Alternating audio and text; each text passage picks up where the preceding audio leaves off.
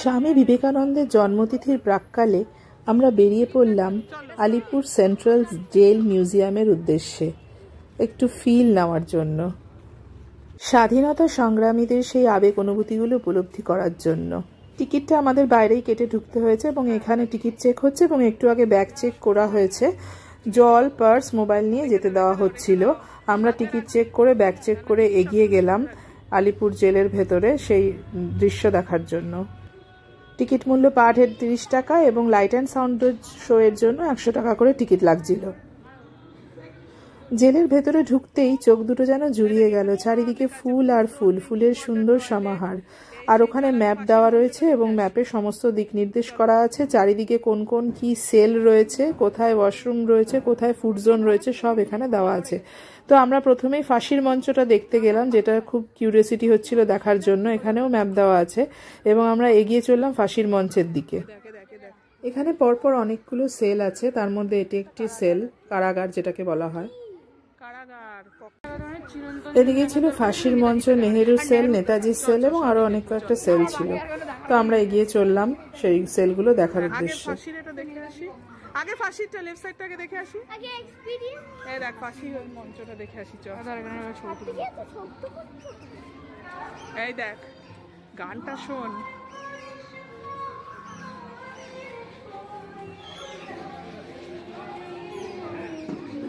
Commendation room, এই দেখ এখানে ফাঁসি হতো। দেখ এটা অটোপসি, এখানে পোস্টমর্টেম হতো। এই দেখ ফাঁসি দিত এখানে। এই দেখ এখানে ডেড বডিটা পড়তো, এখানে গলায় দড়ি দিত আর ওইখান থেকে দেখাতো। ওই দেখ, ওই দেখ, যাতে ওরা বলে দেয় এই ইয়েটা দিয়ে ওই যে ওইদিকে দেখালাম যে এই যে এই লিভারটাকে পুল করতো ওখানে, এটা খুলে যেত দরজাটা, ভেতরে ঢুকে। হ্যাঁ ওদের বন্ধু মাতারাম বলছে।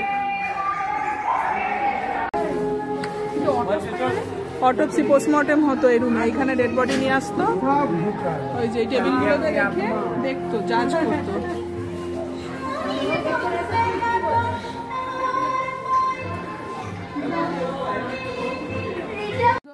সেলগুলোর তালা চাবি লাগানোর জায়গাটা কিন্তু বেশ ভালো লেগেছে।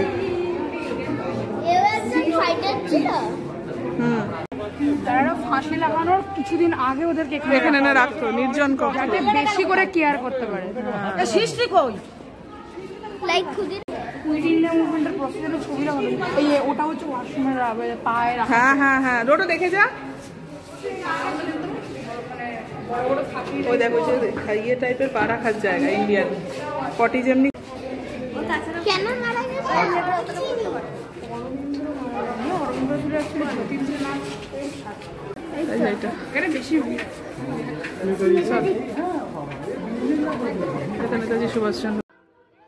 নেতাজি সুভাষচন্দ্র সেল দেখার পর চলে এলাম নেহেরু সেলে। এখানে নেহেরুর আবক্ষ মূর্তি রাখা আছে এবং এখানে ইন্দিরা গান্ধীর মূর্তিও রাখা আছে।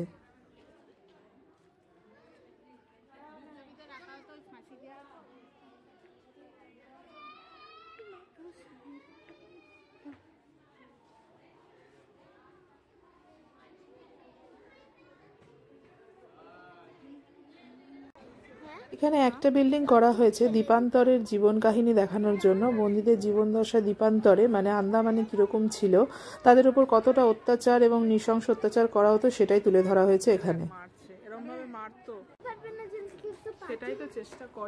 এরপরে চলে এলাম পুলিশ মিউজিয়ামে। এখানে পুলিশরা যে বিপ্লবীদের কাছ থেকে বোমা, কার্তুজ, পিস্তল, বন্দুক এবং বিভিন্ন রকমের কুপরি এগুলো যে উদ্ধার করেছিল সেইগুলোই এখানে রাখা আছে, সংগ্রহ করে রাখা হয়েছে এখানে। দেখে যা, বোম দেখে যা, এই দেখ ব্রাস বম, দেখ লেখা আছে আয়রন বম শেল। আমাদের সারনেম লেখা আছে সত্যেন্দ্রনাথ।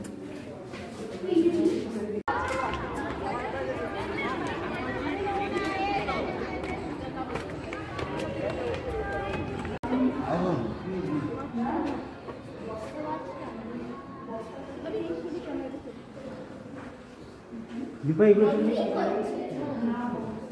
এটা সেই ওয়াচ টাওয়ার যেখানে আন্দামানে যে দ্বীপান্তরে যে বন্দীদের পাঠানো হতো, তাদের যে অমানসিক পরিশ্রম করানো হতো, সেইটারই ছবি তুলে ধরা হয়েছে এখানে।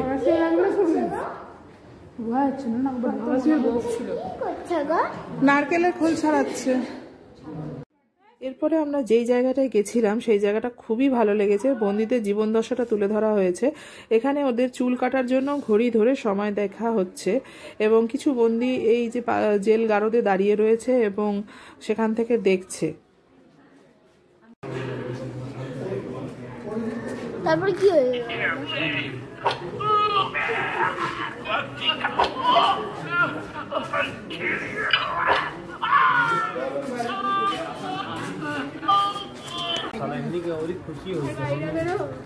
prisoners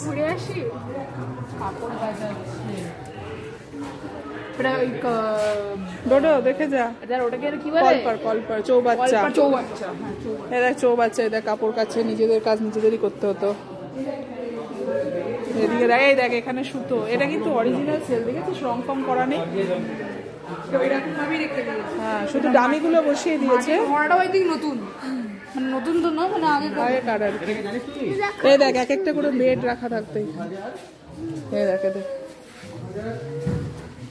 চল একটা দিকে দেখি আয়।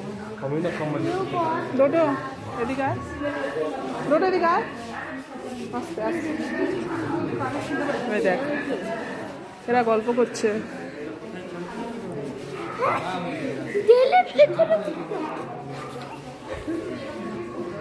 দেখ ওইখান থেকে দেখছে। এই থালাগুলোতে খেত। এইটুকু থালাতে হয়ে যেত? হ্যাঁ, এইটুকু থালাতেই খেতে দিত। মানে একজনের অসুবিধা শরীর খারাপ না, ও মস্তান জেলের, ওর হাত পা টিপছে।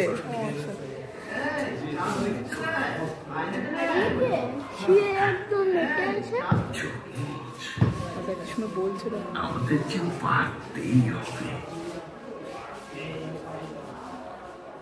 বন্ধ হয়ে গেল।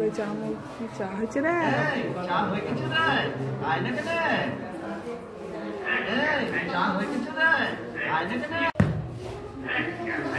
এখানে ঢুকতে দিচ্ছে না কেন? বলছে চোখ মোচ আমাদের পারতেই হবে। হ্যাঁ, চোখগুলো এত লাইভলি মনে হচ্ছে অরিজিনাল। বলছিল, কথাটা দিল না, একটু আগেই বলছিল চোখ মোচ আমাদেরকে পারতেই হবে। চলো হাতে ঠিক আছে, যা হয়ে গেছে চা। তুই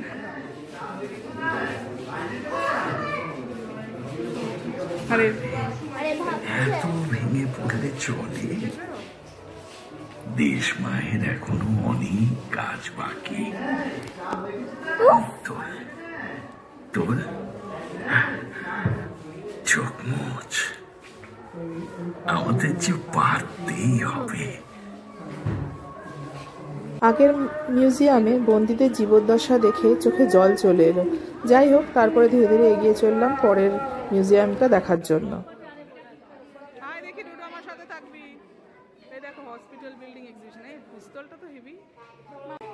এটা আসলে হসপিটাল বিল্ডিং ছিল এবং এখানে এখন মিউজিয়াম করে দেওয়া হয়েছে এবং এটা খুব সুন্দর মিউজিয়ামটা করা হয়েছে। সমস্ত লোকেদের আবক্ষ মূর্তি রয়েছে এবং পেছনে গান বাজছে।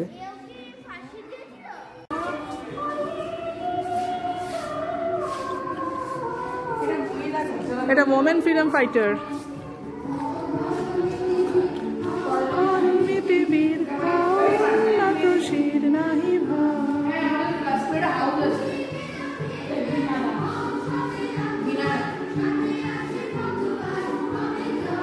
মাতঙ্গিনী হাজরা দেখ, মাতঙ্গিনী হাজরাকে দেখ। সরোজিনী নাইডু। নাইডু চট্টোপাধ্যায় কেন? কাকে বিয়ে করেছিল? চট্টোপাধ্যায়। কমলা দাশগুপ্ত।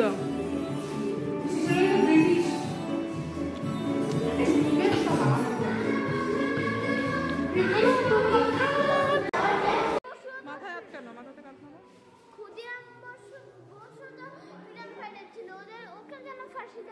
ও মেরেছিল। এতক্ষণ ঘোরাঘুরি করে আমরা অনেকটা টায়ার্ড হয়ে পড়েছি, বাচ্চারাও টায়ার্ড হয়ে পড়েছে। এবার ভাবলাম সামনে একটা কফি হাউস আছে, জেলের সাথেই আলিপুর কফি হাউস আছে, তো চলো যাওয়া যাক সেখানে। একটু কফি আর চিকেন পকোড়া নিয়ে আমরা বসে পড়লাম একটু আড্ডা দিতে আর একটু রেস্ট করতে, কারণ এরপরে আছে লাইট অ্যান্ড সাউন্ড শো। শীতের সন্ধেবেলা গরম গরম কফি আর চিকেন পকোড়া খেয়ে এবার এগিয়ে চললাম লাইট অ্যান্ড সাউন্ড শো এর উদ্দেশ্যে। এত সুন্দর লাগছিল, চারিদিকে আলোতে ভরে গেছিল এবং দেশাত্মবোধক গান বাজছিল, শিহরণ জাগছিল মনে প্রাণে। লাইট অ্যান্ড সাউন্ড শো শুরু হওয়ার সাথে সাথে আমরা সবাই চেয়ারে বসে পড়লাম এবং বলা হলো যে ভিডিও করা যাবে না, ভিডিও করলে ফাইন করা হবে। খুবই ভালো লাগলো লাইট অ্যান্ড সাউন্ড শোটা এবং সবশেষে আমরা বাড়ির উদ্দেশ্যে রওনা দিলাম।